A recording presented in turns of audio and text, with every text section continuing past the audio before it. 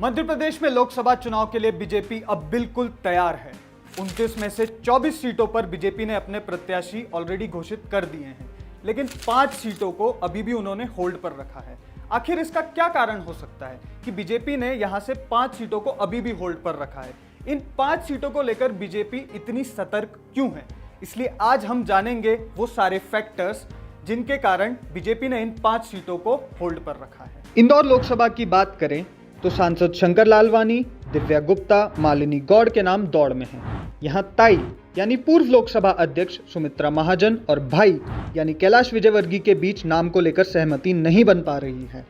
एक धड़ा मौजूदा सांसद शंकर लालवानी के पक्ष में तो दूसरा खेमा नए चेहरे के लिए जोर लगा रहा है।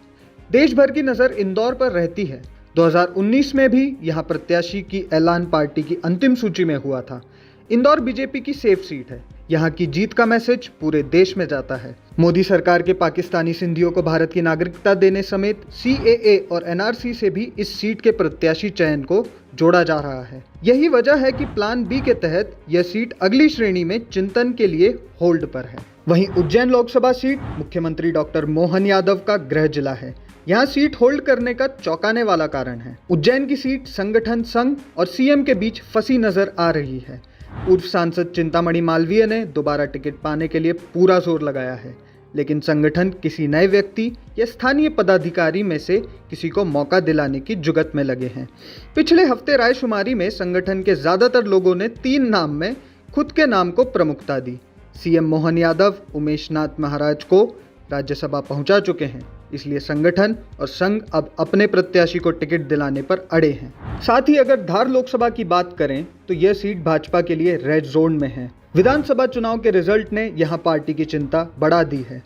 धार संसदीय क्षेत्र में आने वाली 8 में से 5 सीटें कांग्रेस ने जीती हैं। लोकसभा चुनाव से तुलना करें तो यहाँ पार्टी वोटों के हिसाब से माइनस में रही।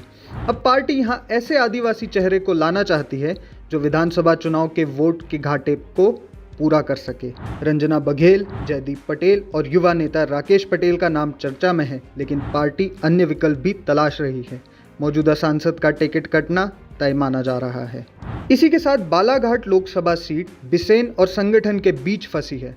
पूर्व मंत्री गौरीशंकर बिसेन ने अपनी बेटी मौसम के लिए महिला कोटे का हवाला देते हुए पूरी ताकत लगा दी है।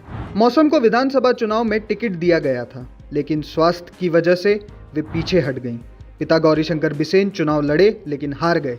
मौजूदा सांसद ढाल सिंह बिसेन और गौरीशंकर बिसेन के बीच खींचतान भी बड़ी वजह है। वहीं प्रदेश संगठन भाजपा युवा मोर्चा के प्रदेश अध्यक्ष वैभव पवार के पक्ष में है। इसी वजह से यहां पैंच फंस गया।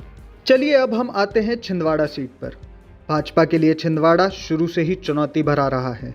यहाँ से कमलनाथ के बेटे नकुल नाथ सांसद हैं। मध्य प्रदेश में यह इकलौती सीट कई दशकों से कांग्रेस का मजबूत गढ़ है।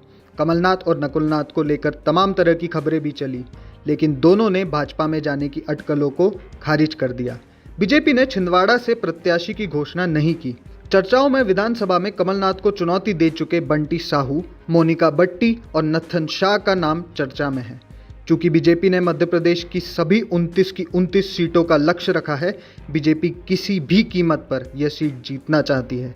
यहाँ जो भी बीजेपी का प्रत्याशी होगा वह बेहद खास होगा।